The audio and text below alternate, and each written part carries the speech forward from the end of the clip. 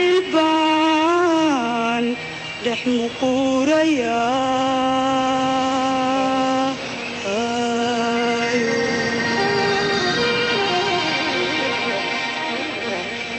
miraalihiisi midigtaygu qaadiyo mawjadba isiga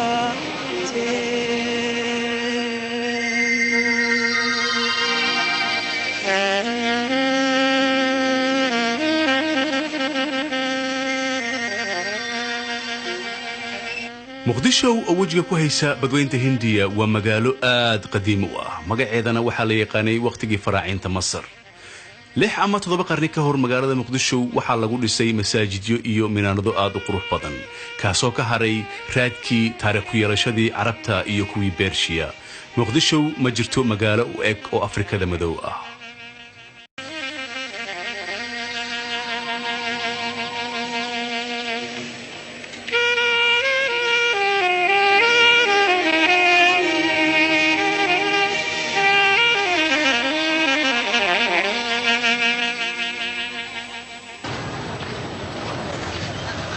maanta Muqdisho waa caasimada Soomaaliya dhismo casri ah iyo kuwa kale oo aad qadiimi ah dad badan iyo gawaari kala duwan ayaad ku arkaysaa meel walba waxaad kaloo aad ku arkaysaa magaaladan Muqdisho ganacsiyo aad u tiro badan oo dadku ay ku kala iibsanayaan alaabo ay isticmaalaan maalin walba kuwaasoo isugu jira alaabooyinka guryaha cuntada iyo waxyaalo aad u kala badan oo kala duwan Soomaaliya waa wadan xor ah laga soo bilaabo sanadkii 1960kii waana wadan aad u weyn oo leh xeebaha kuwa ugu waaweyn ee Afrikada xorta ah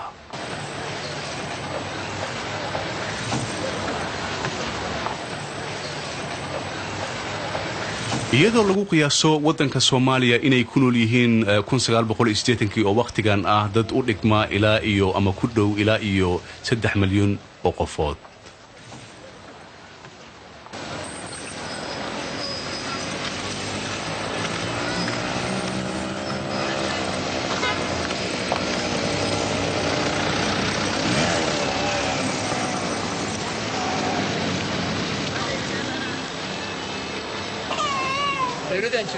magaalada aad ay u ballaaratay waana loo jeedaa halka saac ama 7 subaxdii xafiiska milishiibiyada ama dawladda hoose ee magaalada Muqdisho saad u jeedaan dadka waxay saf ugu jiraan dhul bixintii milishiibiyada ee Muqdisho ay ku sameeyso dadkan oo isugu jira qaxooti dad reer guura ah oo go'aansaday inay magaalada qayb ka degaan rabana in loo fududeeyo si ay u dhisan lahaayeen dhulka la siiyay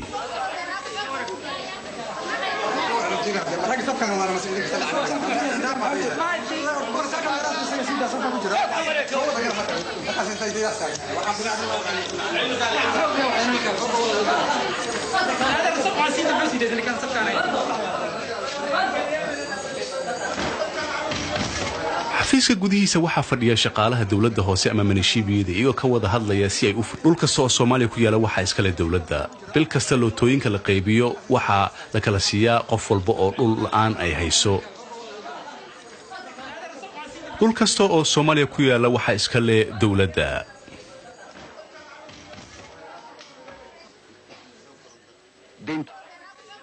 dhulka dhibisiisa waxa ku shaqale geometriga dawladda hoose ee la yiraahdo Cabdulqaadir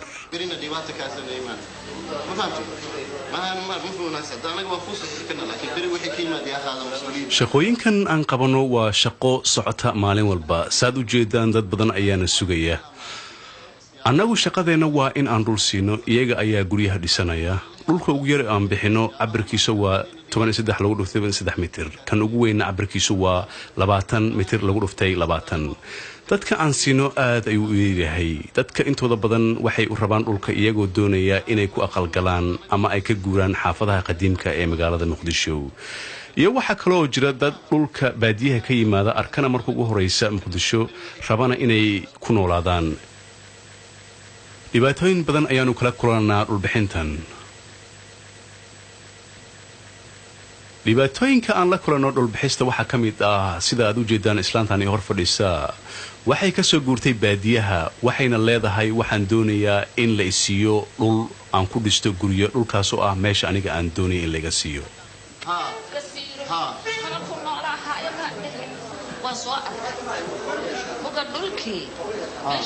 markaan weydiiyey dhulkii aan ku siiyey maxaa ku dhacay waxay leedahay dhulkaad isiisay aad ayuu u fog yahay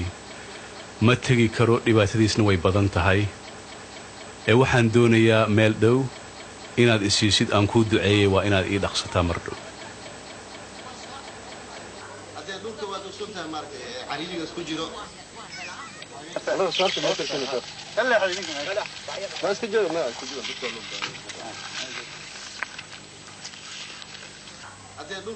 sidaad u jeedaan waxaa bilowday dhulbixintii iyadoo geometriga dowladda hoose ee muqdisho uu cabirayo dhulkii la siin lahaa dadweynaha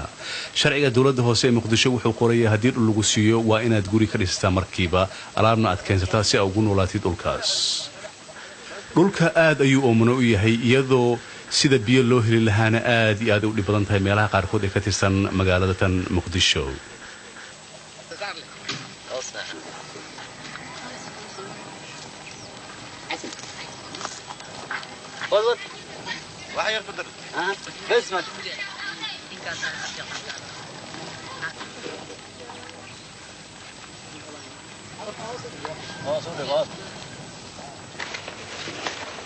Adesso questo è già esecutivo.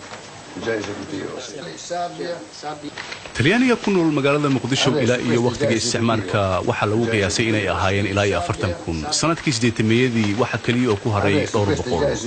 waxaa jira nin talyaani ah oo la yiraahdo Garfagnano wuxuu qaatay dhalasho Soomaali ah isagoo diinta muslimkana qaatay iyo geometriga la yiraahdo Carlo Bertini oo ka yimid magaalada Reggio Emilia dalka Talyaaniga isagoo u shaqeynaya dowladda hoose ee Muqdisho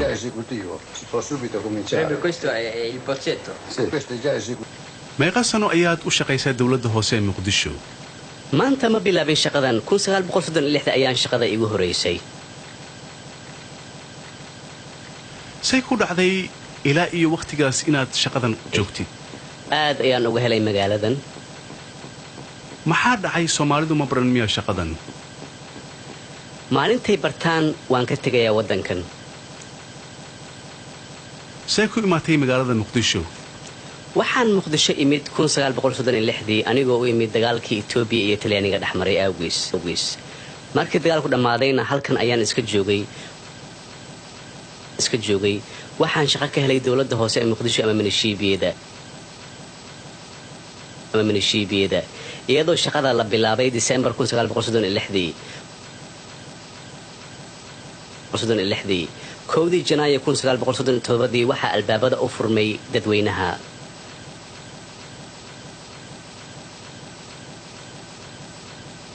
magaalada ma aragtay siday u fiday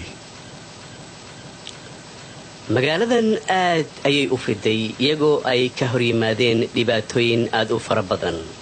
kuwaasoo ay ka mid yihiin deegaanka bulshada jidadka iyo kan ugu weyn oo ah dhaqaalaha magaaladan Muqdisho oo ah magaalo dhalatay lacag la'aan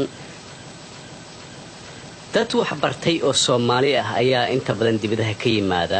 waxayna yiraahdaan lacagaha wadamada Yurub lagu dhiso xataa wax u dhigma ma jiraan halkan wadankan petrol ma leh laakiin waxa la rajaynayaa mar dhow in Soomaaliya petrol laga helo kullay hadii petrolka la helo waxa loo malaynayaa dhibaatooyinka haysta wadanka Soomaaliya qaas ahaan magaalada Muqdisho inay isbedeli doonaan waxa dhacda mararka qaarkood in xataa aan la helin gawaaridii ama baabuurtii ay isticmaali lahaayeen dowladda hoose ee Muqdisho sida loogu soo cabiro dhulka la siinayo dadweynaha Soomaaliyeed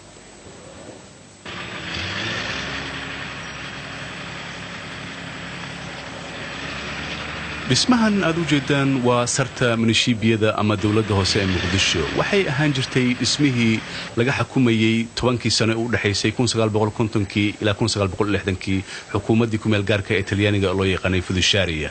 kaasoo xukumayay ilaa iyo Soomaaliya ka hesho xornimada 1960kii xafiiskan weyn ee dhismihiisa waxaa hadda fadhiya duqa magaalada Muqdisho Yusuf Ibrahim Abu Ras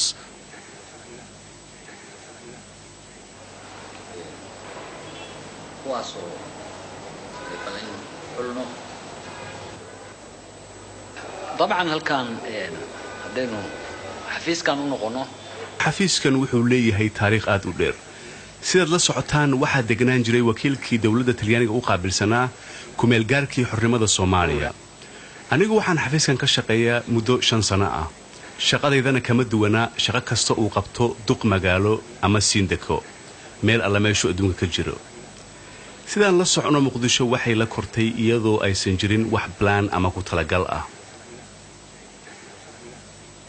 waana magaalo uu geedaha xagaarku ku yeeyahay qoraxduna ay aad u kulushahay markuu kacaanka dhashay waxaa gacanta ku dhignay magaalo ay dhibaatooyinkeeda aad u fara badan yihiin kuwaasoo ay ka mid yihiin in qof walba uu ka dhisto guri meeshuu doonayo wadooyinku aan u fiicnayn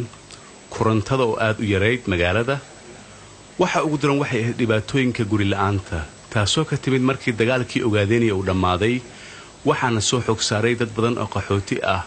oo magaalada ku soo batay iyo dad badan oo ka soo guuray baadiyaha si ay ugu noolaadaan muqdisho iyadoo ay taasi jirto qoys kasta Soomaaliya wuxuu xaq u leeyahay in guri iyo meel ku noolaado la siiyo marka dhalanaysa ha ku dhalato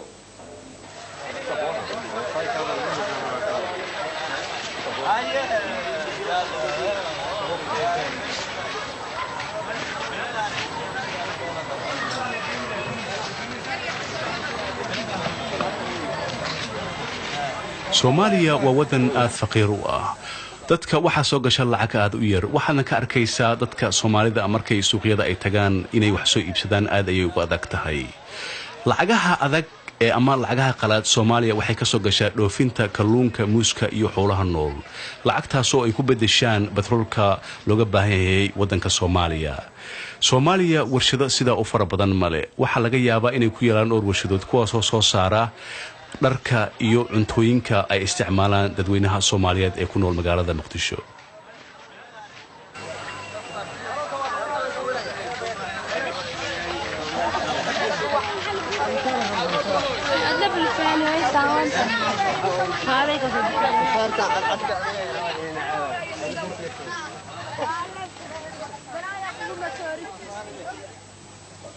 ninkan waxa la yiraahdaa Ibrahim wuxuu ahaan jiray nin reer miyi ah wuxuu yimid magaalada Muqdisho muddo haatan laga joogo 15 sano wuxuuna go'aansaday inuu noqdo nin kalluumaysato ah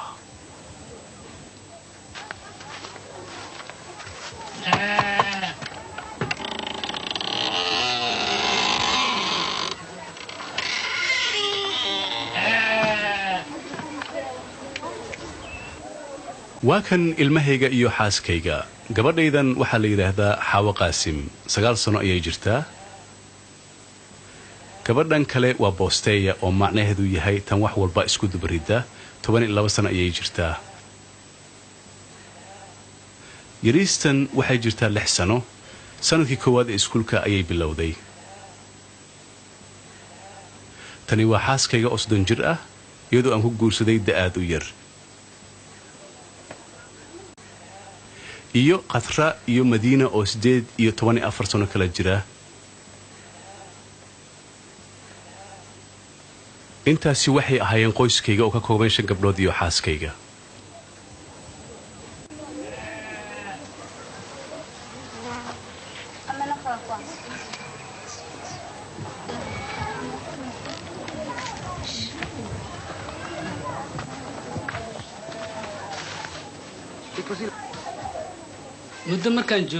muddo markaan joogay magaalada Muqdisho ayaa dawladda hoose waxay isiisay dhul guri aan ka dhisto taasoo igu qasabtay inaan bedelo noloshaydii hore ee reer miyiga ahaa markii guriga dhismihiisa bilaabay waxa ii suurtagashay inaan guursado oon xaas iyo caruur aan yeesho si aan noloshayda waxaan uga bedelo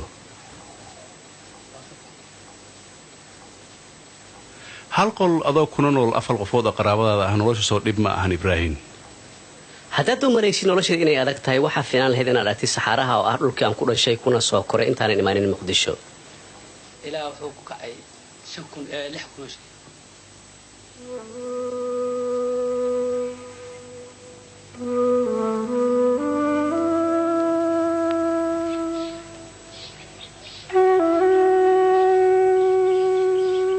saxarahan oo ah meeshuu Ibrahim ku dhashay ayaa waxay tahay meel aad u kulul oo ka mid ah dhulka wadanka Soomaaliya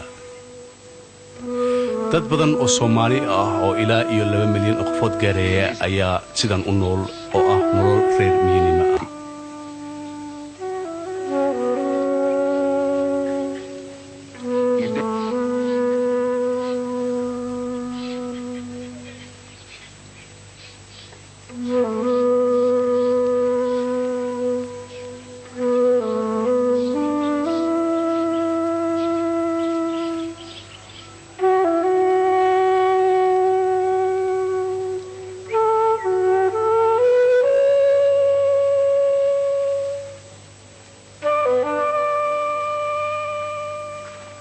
horta see la yahay nabad ma la roono haa carruurta see yihiin lagan tahay haye waa sida waa iska fiican yihiin soo maha nuunogo ka warab nuunoga nuunuga laba haweenaydan iyo carruurteeda waxay sugayaan raggoodii oo sahan meel dheer u aaday waxay leedahay waxay ku maqan yihiin meel roob lagu sheegay oo dheer dadka reer miyiga ah waxay leeyihiin dad ku takhasusay inay soo baadi gobaan dhulka daaqa leh ee roobka uu ka da'ay kaasoo loo yaqaano sahan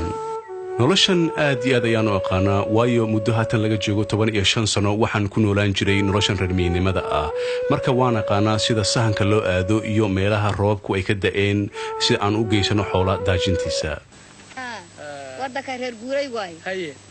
meeshii fiican baa in la tago meeshii abaarta haddii la arko meeshii ka fiican in loo guuro ayaa ka fiican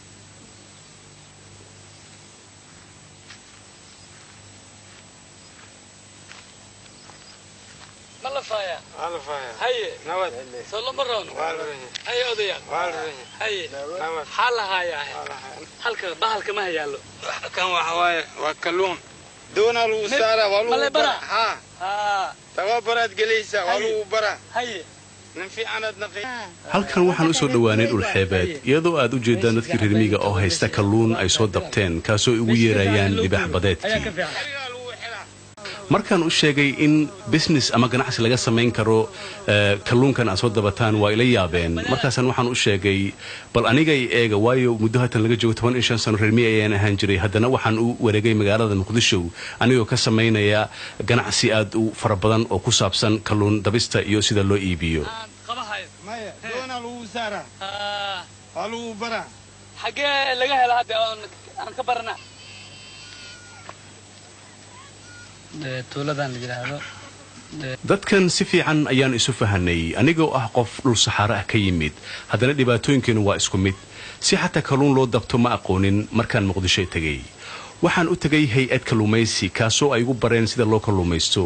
markaa ka bacdi aad ayaan uga helay waxaana bilaabay shaqada kalluumaysiga wakhti badan ka bacdi sanadkii hore waxaa la ii doortay maamulaha kalluumaysiga ee shirkaddan aan ka shaqeeyo maamul guud faraha aan ku hayo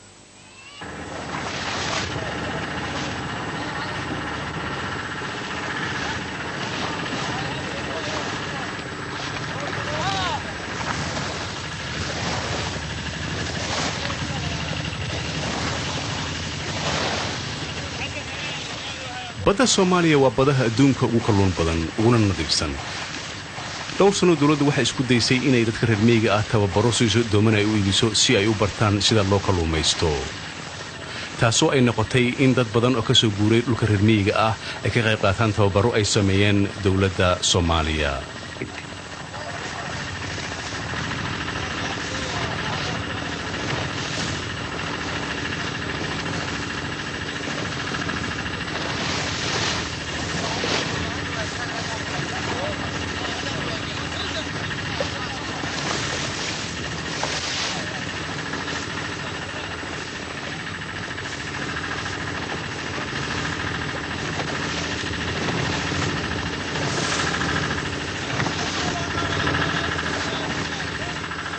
reer miyinimada waa dhibaatooyinka ugu weyn ee dalka Soomaaliya haysta halganka ay dawladdu wado weli uma hirgelin sidii la doonayay boqolkiiba 70 dadkii reer miyiga ahaa ee xeebaha la geeyay si ay uga shaqeysaan 1975tii markii roobkii ka bilowday dhulkii ay deganaayeen ee reer miyinimada ahaa gadaal ayay ugu laabteen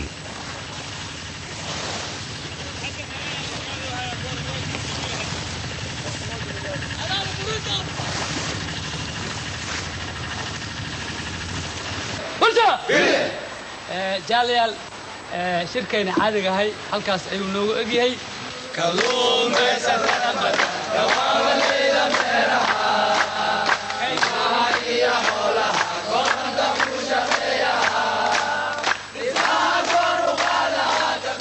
kalluumaysatada waxay ku heesayaan heesihii lagu yaqaanay caanka ah iyagoo aad uga hadlaya shirkadda kalluumaysiga ee Kulmis oo ku heesaya wax soo saarkeena ayaanu badinaynaa kalluunka ayaanu badinaynaa iyo wadanka waxtarkiisa ayaanu badinaynaa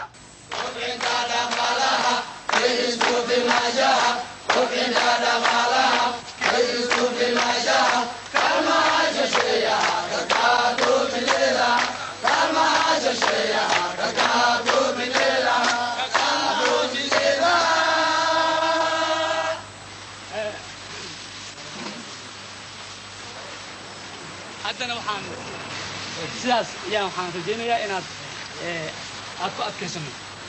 talabaad wax soo saarka ah kulankeeni caadiga ah ee khamiis walba maanta waxaan kaga hadlaynaa sidaan u xoojin lahayn wax soo saarka una midoobi lahayn si aan shirkaddan wax soo saarkeeda u kordhino isku filnaanshan aan u gaarno sidaan la socotaan qof walba oo shirkaddan u shaqeeya wuxuu ka yimid meelo kala duwan oo waddankeena ka tirsan iyagoo u yimid inay bartaan sida loo kalluumaysto si ay wax u qabtaan qoyskooda iyo waddankooda sidaad la socotaan waxaannu ka hadalnaa waxyaabo aad u fara badan oo isugu jira imise kalluun ayaa la soo dabay faa'iidada waa imisa sidaan u kala qaybsanaa nimanka aan keeneen adinka maadaama anaga shay halis aan ku dhex jirno aan ku dhex shaqeynayno waxa dhaci karto in sidaad u jeedaan waxaa bilowday su'aalihii ay kalluumaysatada weydiinayeen guddoomiyaha iyo maamulayaasha shirkadda iyagoo ka hadlaya dhibaatooyinka ay sheeganayaan marka anaga arrimahayna waxaa la rabaa inaad si fiican ad u baartaan magarad yacni dhinaca oo sukurasyoon aan ka hadlaa markii anaga dhibaata ina soo food saar taas kale aan ka hadlaa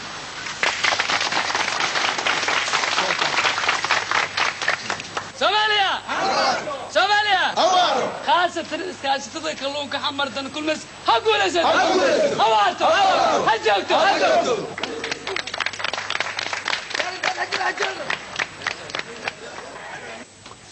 ibraahim ma u hilowday noloshaadii reer miyinnimada mararka qaarkood ayaan soo xasuustaa laakiin noloshayda ayaa aad u wanaagsan ee dhib ima hayo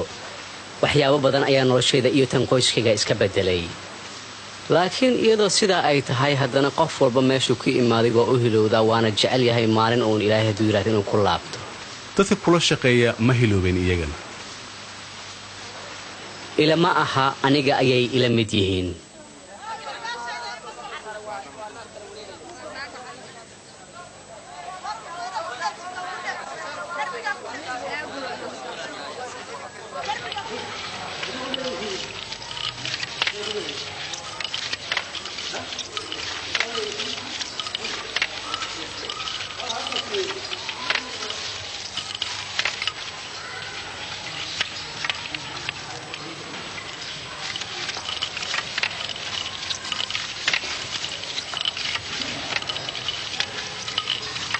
anigoo jaamac abees liiraaho abees munye oo liiraaho oo iska ma u jeedaan wiilkan yar maalintii oo dhan hor iyo gadaal ayuu u socdaa asagoo gacanta ku haya qalabka tarashka waxaa dhacda in mararka qaarkood dadka ay yidhaahdaan wiilkan aad ayuu u yaryahay shaqadaasoo kuma cusla anigu laakiin waxaan u malaynayaa wiilkan qof nasiib badan waayo 45 sano ka hor markaan bilaabay isla shaqadan wiilkan yar samaynayo ma jirin qalabkan aan hadda adeegsano shaqadan aad ayay u adkayd waayo qorax iyo dabayl ayaannu ku shaqayn jirnay ma jirin meel sidan oo kale ah markuu roobka da'ana alaabta aan samaynay oo dhan way naga hallaabi jireen waxaan samaynaa dharka aliindiga ah oo waddankeena soomaaliya aad looga isticmaalo kacaanka ka hor shaqadeenna aad ayay u cusleed isla meelna kama shaqaynin waxay dantu nagu qasbi jirtay markaan aliindiga samayno inaan beec ama qof naga gata u raadino suuqyada laakiin hadda dawladda ayaa naga iibsata wax walbo aan soo saarno xisbiga hanti wadaagga ayaa go'aankaasi gaaray waana isla shaqaynaa faa'iidana waa kala qaybsannaa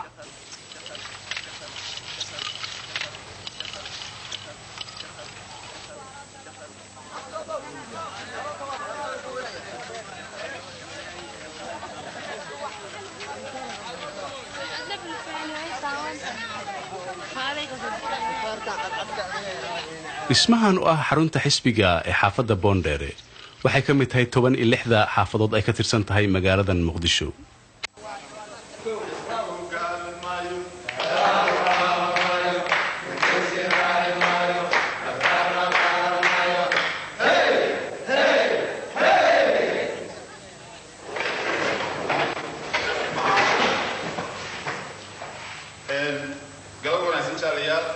maanta waxaan shirkan uga hadlaynaa qabanqaabada dabaaldega 1 Maajo ee ah maalinta shaqaale weynaha adduunka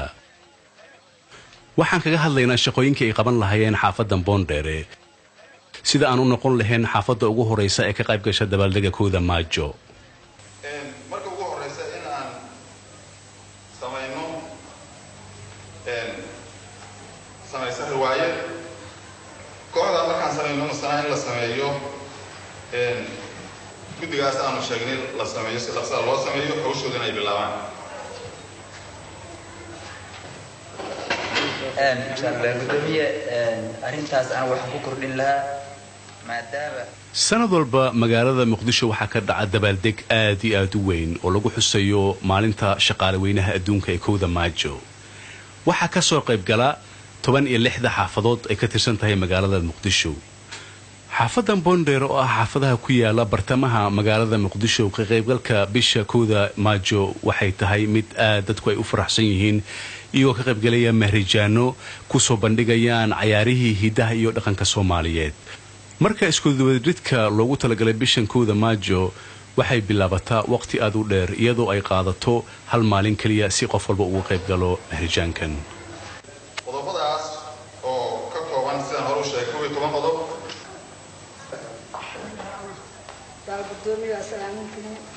marka ay shirarkan dhacayaan waxyaalaha cajiibka ah ee lagu arko waxaa ka mid ah inay ka qayb galaan haween oo ka dhibanaya fikradahooda si ay u sheegaan waxyaalaha loo baahan yahay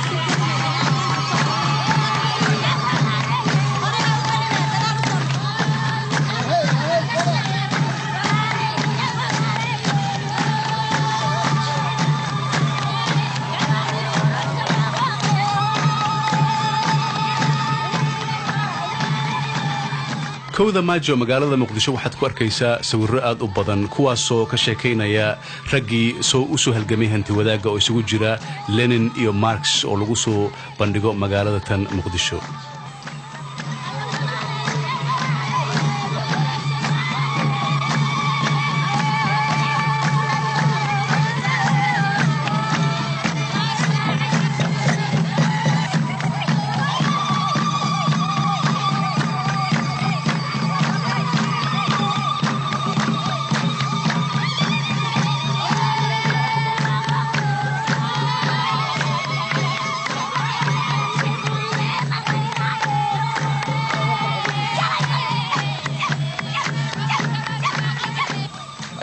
ciyaarahan waa kuwa hidaha iyo dhaqanka Soomaaliya oo soo jiray waqti aad u dheer welina aan lumin taasoo uu xisbiga hanti wadaaga kacanka Soomaaliyeed uu aad uga dhiirigeliyay waxay muujinayaan farxadda ummadda Soomaaliyeed iyagoo ilowsinaya waqtigii dheeraa ee gumaysiga ay ku jireen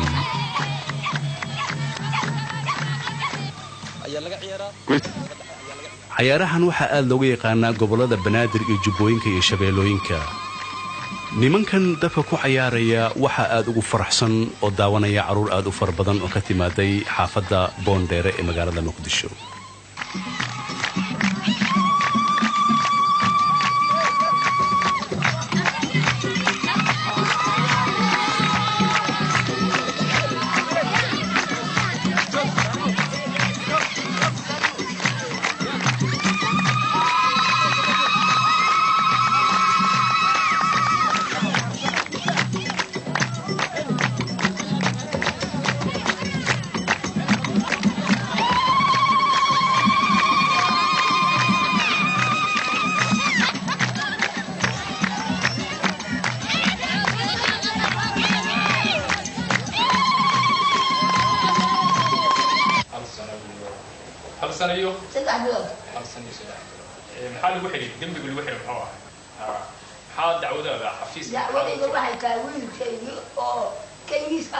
waxaan u imid xafiiskan ay leedahay islaantan iyadoo wiilkaygii la xiray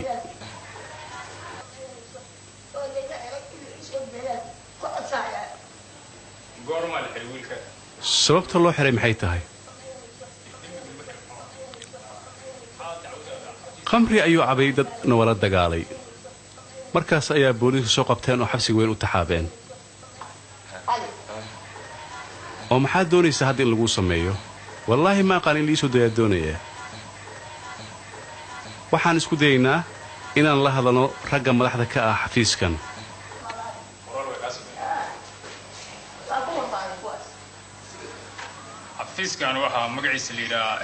xafiiskan waa xafiiska nabadgelyada ee xaafadda boondheere shaqooyinkeenna waxay u badan yihiin inaannu dhammayno arrimaha yaryarka ah oo aan u baahnayn inay maxkamadaha gaaraan haddaannu arrimahan wax ka qaban weyno annagoo ah 7 xubnood oo anigu aan madax u ahay waxaannu gaarnaa go'aan degdeg ah maalin walba 4 galabnimo ayaan kulannaa ilaa iyo waqti dambena waan ku gaarnaa shaqadan arrimaha aanu qabano aad ayay u kala duwan yihiin laakiin kuwooda ugu badan waxay qusayaan qoysaska Soomaaliyeed iyadoo mararka qaarkood arkaysid nin iyo naag isqabsaday iyo dad dagaalo soo dhaxmaray si aan arrintan u xalino waxaanu dadku kula talinaa inay heshiiyaan isna afiyaan si arrimahan mar kale aysan u dhicin diyaasha kale to xaafadaha inta u tagtay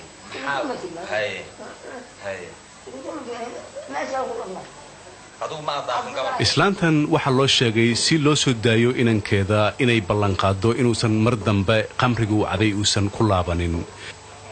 taa waxay u eg tahay mid aad u dhib badan waayo waxay tiri mar walba waxaa la ii sheegaa in la xiro oo meel uu ku jiro si aan wax u sameeyana ma garanayo mar walbana wuxuu leeyahay hooyo mar dambe lagama yaabo inaan arrimahaas aan ku noqdo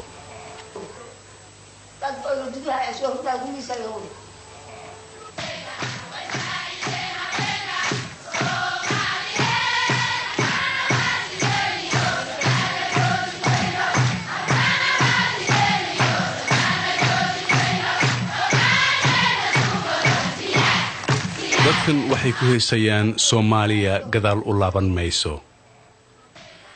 dawladdu waxay jeceshahay inay isu keento dadka fanaaniinta ah iyo dhalinyarada si ay gacan weyn uga gaarsiiyaan xisbiga hantiwadaaga kacanka Soomaaliya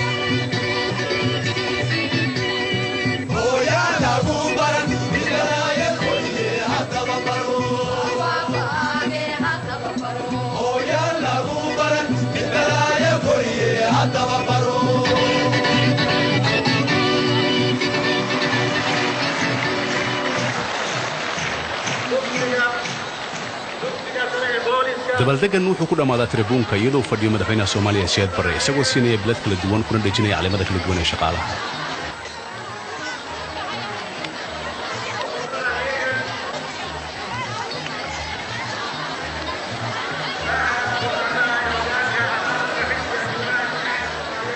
Soomaaliya waxa aad u xumeeyay dadkii ay xulafada ahaayeen Mareykanka waxay yimaadeen markii xornimada ay Soomaaliya qaadatay waxayna ka tageen markii kacanku u dhashay kii Ruushkana waaba ka sii yaraa dawladda maanta waxay isugu yeertaa hanti wadaag iyo wadanimo oo ah waxa kaliya ay wadankan Soomaaliya uu kaga bixi karo dhibaatooyinka soo foodle iyo kuwa hadda ay ku dhex jiraan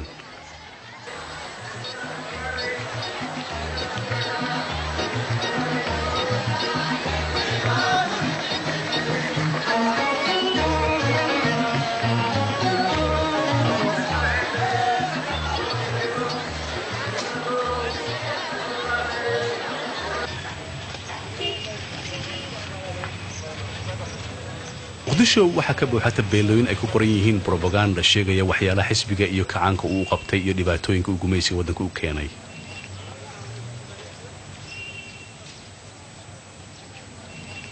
waxyaalaha caanka ah ee muqdisho lagu arko waxa kamid ah geesiga Soomaalida Sayid Maxamed Cabdulla Xasan oo la dagaalamay Ingiriiska Talyaaniga iyo Maxaarada ka soo dhacay 20 sano ugu horeeyay qarnigan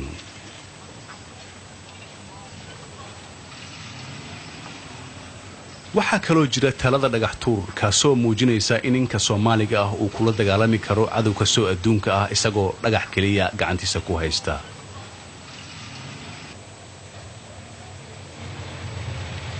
waxaa kaloo aad Muqdisho ku arkaysaan taalooyinka gumaysiga Talyaaniga uu ka dhisay caasimadan. taladan oo loo dhisay markuu socdaal ku yimid magaaladan amiirkii boqortooyada Savoia Umberto ee wadanka Talyaaniga. waxaad arkaysaa ilaa iyo hadda taladan loo dhisay Umberto di Savoia inaysan waxba iska bedelin dhismaheeda. waxaad kaloo arkaysaa guriga loo yaqaano Casa di Fascio oo Talyaaniga waqti hore ka dhisay Muqdisho.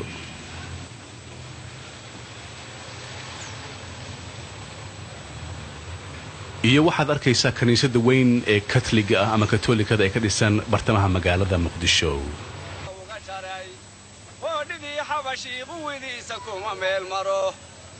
haddii aanay qaban qaabinayn qori ma tuureene haddii aanay qaban qaabinayn qori ma tuureene waxaad u jeedaa gabya Soomaali ah oo la yiraahdo Ibrahim Merlo isagoo ku gabyaya gabyo ka soo horjeeda gumaysiga fara badan ee Soomaaliya soo maray qaasatan gumaysigii Xabashiga. haddii aanay qaban qaabinayn qori iyo dagaal qowda ma hayeene ardi sababa kuma soo qubeen ku baqoodun وانا غانا عيه قلبي كان كشاري ميشانيو قبض كديريدي حدا قماتو ترشو أفرتين تنقف كدي وين مكاهي قاسي يبيت كيبا وغوري تراي مايني غبتي أفركانا قابلي ما تكتي ودنك تليانيغا ها كون سغال بقول ayaan tagay halkee ka tagtay Roma laakiin Napoli dekreed ayaan ka degay waa markii ugu horeysay noloshayda aan markab raacay askarta iyo shaqaalaha markabka waxay nagu yiraahdeen Italy ayaa tagaynaa Mussolini ayaan soo arkaynaa safarka aad ayuu dheeraa jirrabadeed ayaa igu dhacday Napoli ayaan ka soo degnay waxaana u gudubnay magaalada Roma oo aan tagnay xero askarta lagu tababaro anigoo bilaabay tababarkii dheeraa ee askarnimada aad ayuu u dhibadnaa waxyaalaha aan xasuusto waxa kamid ah in Roma ay ka kuleed Muqdisho dad badan oo dhalinyaro ah oo Muqdisho ka tagay ayaana israacnay waxay noogu yeeri jireen magaca Dubad dharkeena uu ka duwanaa kuwa askarta Talyaaniga koofiyada baalka daawuska ayaanu gashan jirnay waxa kale oo xasuusta Mussolini oo mar walba noo qodbeen jiray inagoo saf ku gali jirnay wada la yiraahdo Via dell'Impero dadka wadada istaagan ee Talyaaniga ahaa mar walba markay arkaan askartan ka timid Afrika ee u dagaalamaysa dawladda Talyaaniga aad ay ugu faraxsanaayeen waxaana arkaysay iyagoo mar walba noo saxabtumaya markaanu soo marno wadooyinka ku yaala magaalada Roma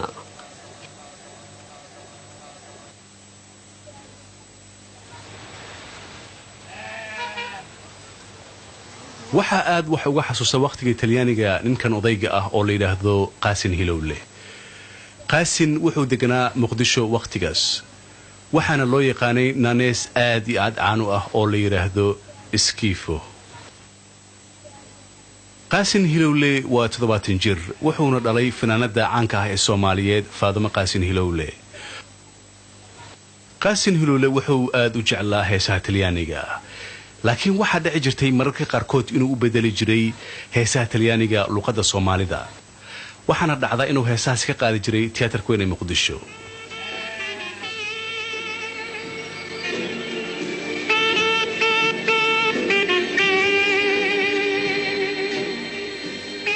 qaasin waxa aad loogu yaqaanay inuu ku heeso heesaha qabow mararka qaarkoodna waxa dhici jirtay inuu heesahani ka qaado tiyaatarka Muqdisho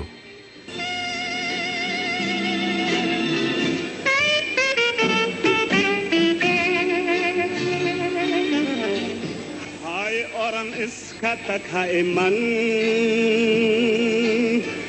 haddaan heebtaadi soo helay hay oran iskataka iman haddaan heebtaadi soo helay hay oran iskataka iman abaar iyo aaran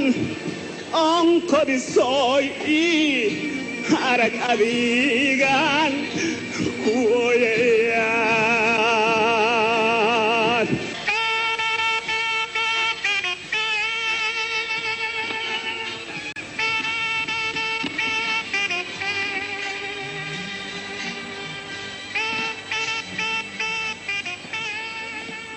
waa geesiyadii xornimada Soomaaliya wuxuu ka mid ahaa dadkii wax ka dhisay dhaqdhaqaaqyadii ugu horeeyay ee ka soo horjeeday gumaysiga madaxweynaha Soomaaliya Siyaad Barre wuxuu guddoonsiyay bilad caalami ah goorma magaca Skiffo lagu bixiyay mar walba waxaan ku heesi jiray heeso Talyaani ah waxa aad u jeclaa fanaanka Carlo Ponti hees uu qaadi jiray oo la yiraahdo Skippa marka dhalinyarada waxay maqleen Carlo iyo heesi Skippa waxay u maleeyeen Carlo Skiffo marka waxa dhacay waxa isku ekaaday magacii heesta oo ahayd Skippa iyo dhalinyaradii oo u maleeyay magaca inuu Skippo yahay marka mar walba jidka aan marayo qof walba oo dhalinyarada kamid ah isna qana isla heesi jirnay waxay ugu yeeri jireen haye Skippo iska waran maanta gurigaaga waxaan ku arkay diskiyo heeso Talyaani ah aad ayaan u jeclaa heesaha Talyaaniga guriga markaan joogana waan heesi jiray codkayga aad ayuu dheeraa hooyadayna ma jecleen markaan codka dheer aan ku heeso waxaan isku day jiray inaan u heeso heestaagayaasha Talyaaniga oo kale heesaas wax ma ka xasuusataa ha si fiican mana maqashin kartaa Chitarra d'amor quando sorge la luna nel ciel tutta dorme qua giù accompagnami tu con la tua canzone chitarra d'amor canta ancor la canzone d'amor che ripeta il mio cuor la divina illusione lo so è solamente un'illusione d'amor che svenirà come ruggida nel sol ma basta ciò per far sorridere questa cuore maxaad ka xasuusataa waqtigii Talyaaniga uu joogay Muqdisho waxa igu horeeyay aan xasuusto waa iyagoo furay dugsiyo hoose iyo iyagoo bilaabay garoomo isboortiga lagu ciyaaro Soomaalida waqtigaas ma jecleen inay luqadda Talyaaniga bartaan hooyaday lugta ayay marka qaarkood iga xiri jirtay iimana ogolaan jirin inaan luqadda barto iyadoo u maleysay wax aad u xun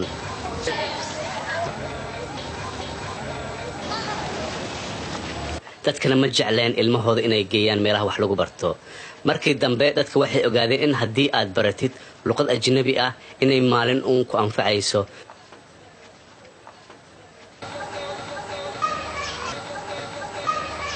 sida daraadeed dad badan ayaa caruurtoodii keenay iskoolada Talyaaniga iyadoo baray isboortiga iyo luqadaha oo Talyaaniga ah oo markaas ay dhigayeen macallimiin ka imaaday wadanka Talyaaniga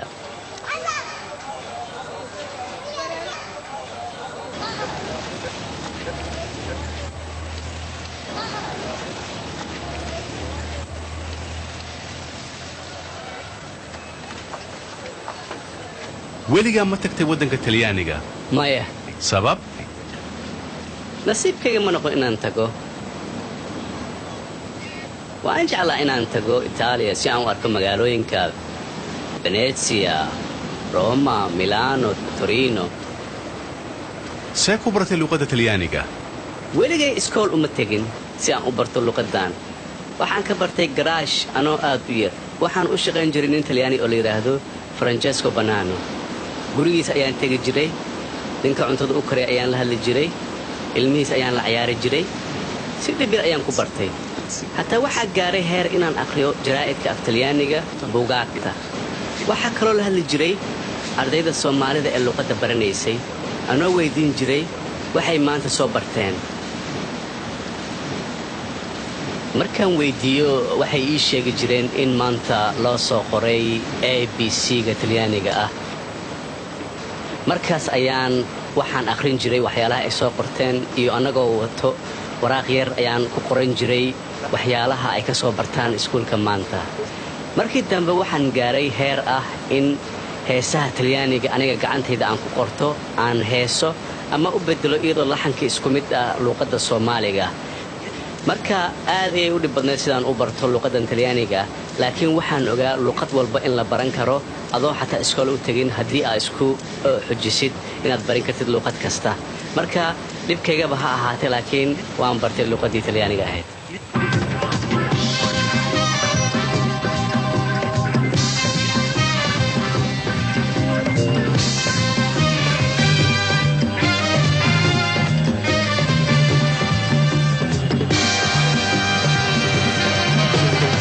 heesihiinii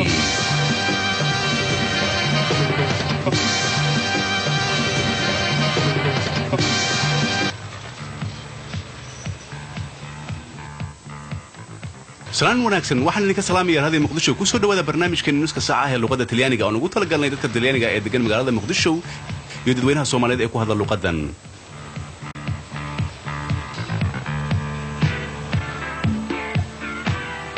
waxaan idin soo gudbinaynaa heesihii caalamiga ah oo isugu dhex jira heesaha Michele Zarillo, Napolitano, Michael Jackson, Abba iyo ugu dambaystii Supertramp.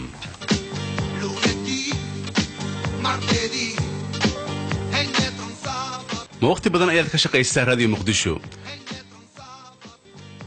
waqti badan ayaan ka shaqeeyaa waxaan shaqada bilaabay radio libre italiana iyo anoo ka shaqeeyay discotheque modern ku yaala ka bacdi waxaan ku soo laabtay Soomaaliya anoo shaqo ka bilaabay radio muqdisho qaybtiisa Talyaaniga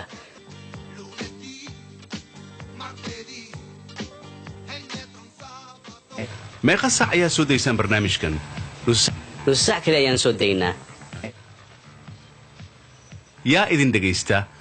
way kala duwan yihiin dadka Soomaaliyeed ee luqadda ku hadla iyo Talyaaniga wadanka degan iyo dad ajnabi oo luqadan ku hadla iyagoo dhagaysta heesaha iyo wararka iyo waxyaalihii ugu dambeeyay ee ka dhaca wadanka Talyaaniga iyo wadankan Soomaaliya ma jeceshahay shaqadan cali aad iyadoo aan anigu qoro barnaamijkan waxa kale oo aan u jeclahay muusikada ka baxa barnaamijyadan anigoo doonaya inaan meel sare aan ka gaaro shaqooyinka noocan ah ee radioga iyo inaan noqdo soo saaro barnaamijyo kala duwan ee ka baxa radioga muqdisho ee ku hadla luqadda Talyaaniga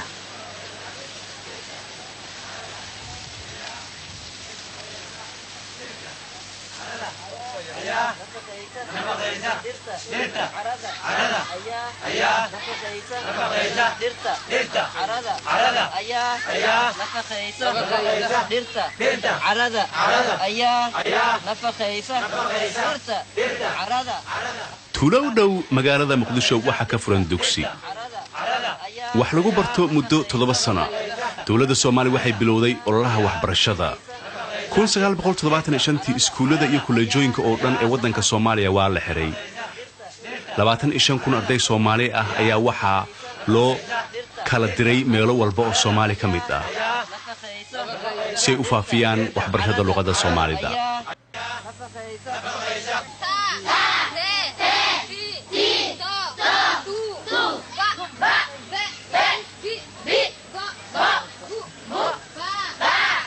xataa waxaad arkaysay dumar ilmihii iyagoo wata waxbaranaya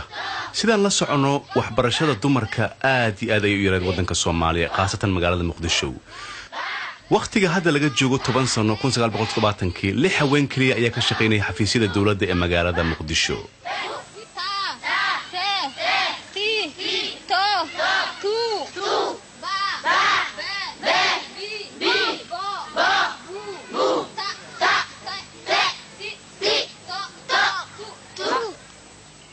maamulaha dugsiga beesh jambaluul waxbarashada markii hore dalka ma taqaana magacaygu waa Maxamed Sheekh Yarow waxaan ahay maamulaha dugsigan kacaanka ka hor dadka wax akhriya ama qora wadankan Soomaaliya aad ayay u yareed taasoo runtii markuu kacaanka dhashay waxyaalo badan isbedelay iyadoo aan ku adkaynay in dadka ay wax bartaan iyadoo ay dhib ahayd waayo dhulkan waa dhul beeraley ah oo aan suuragal u ahayn inay dadku wax ku bartaan iyadoo dhulku aad u kala fog yahay marka waxa dhacda mararka qaarkood in dadka ay meelo badan oo aad u dheer ay ka yimaadaan iyadoo ay ku qaadato waqti aad u dheer dhibna ay ku tahay waayo dadku waxay u badnaayeen dad reer miyi ah iyo dad xoolo dhaqato ah sida wax loo bari lahaana aad iyo aad ayay u adkeed marka ololaha ayaa noo saamaxay inaan wax barno dadkan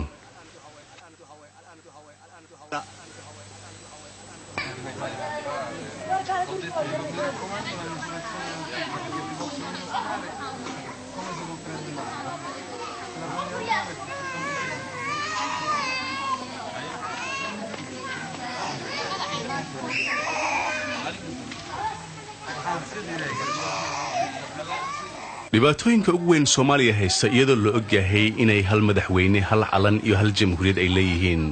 ay yihiin in ku dhow 2 milyan ay weli ku nool yihiin nolosha miyiga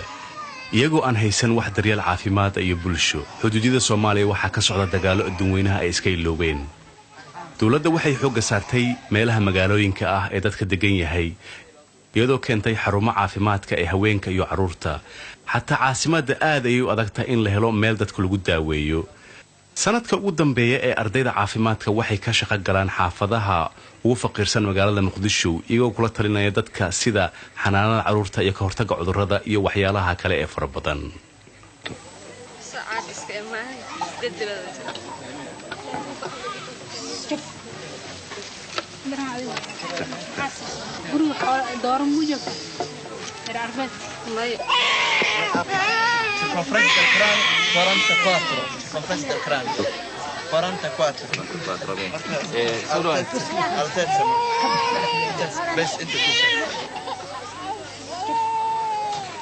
dawladda hantiwadaagga ee Soomaaliya waxay xoog saartay in dadka aan wax lacag haysan lagu daaweeyo si bilaash ah ama free ah,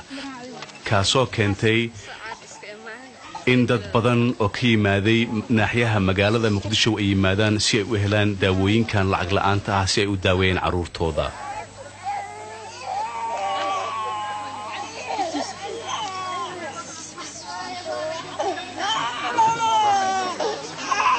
George.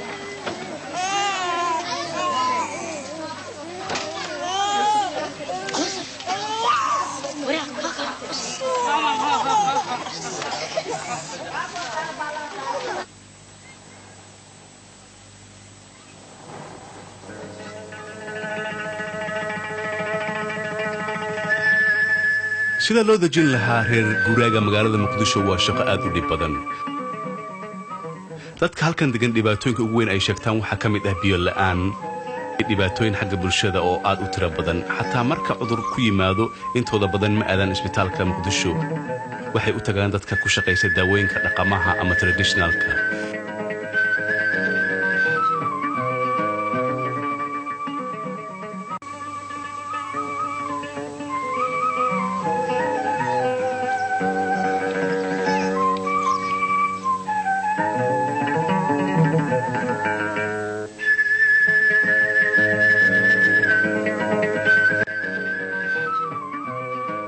nin ka shaqaysa daawada dhaqameedka oo la yiraahdo Jaamac,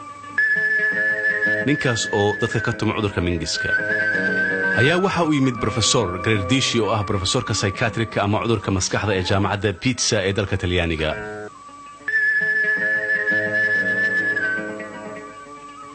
Jaamac, meeqa cudur ayaa daaweysay? cudurka jinka ee dadka madaxa ka gala. jini dadka jirkiisa ku jira? haa. maxaad ku samaysaa? waan daaweynaa. qofka ma raystaa? haa. imisa? wax badan. ma dumar baa u badan dadka daaweysaan? dumar iyo ragba. qofka maanta daaweynayna waa nin. waa gartay. ma qaali baa daaweyntaan? maya, ma badna, waa 1,000 shilin qofkiiba. wakhti ma qaataa daaweyntaan? hal jini waxaa lagu saaraa 3 maalmood. hal jini 3 maalmood? haa. 1,000 shilin oo keliya? haa, iyo jini 6 maalmood lagu saaro iyo mid 9 maalmood lagu saaro. waa gartay.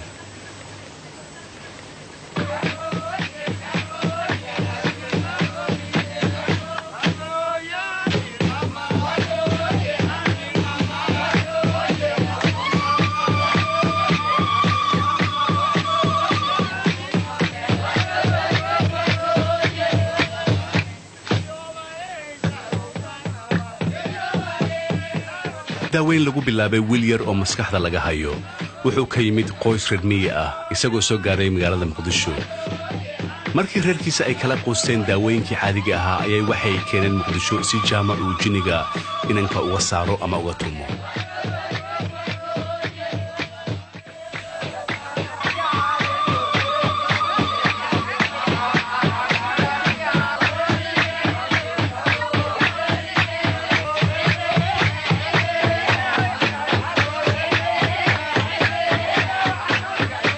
waxay aaminsan yihiin wiilkan inuu jini aad u weyn ku jiro, dumarku waxay ku heysayeen inuu jinniga wiilka ka baxo iyagoo u ballanqaadaya hadiyado kala duwan sida lo geel ari iyo dahab marka jinniga laga saaro waxaa dhacda inuu jaamac u yimaado inanka kalana hadlo dhegta isagoo leh jinniyow maxaad u baahan tahay ka bax wiilkan waxaa dhacda mararka qaarkood inuu jinniga markiiba ka baxo laakiin aad bay u adag tahay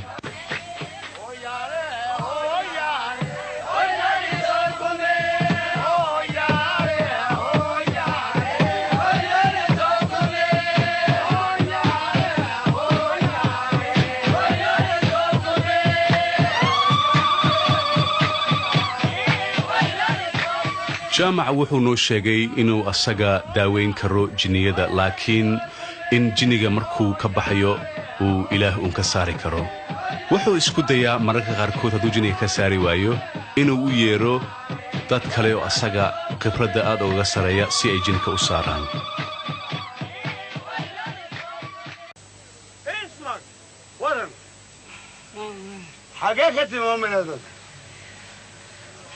حاجة كرة على شفور الله. يا. قالك راح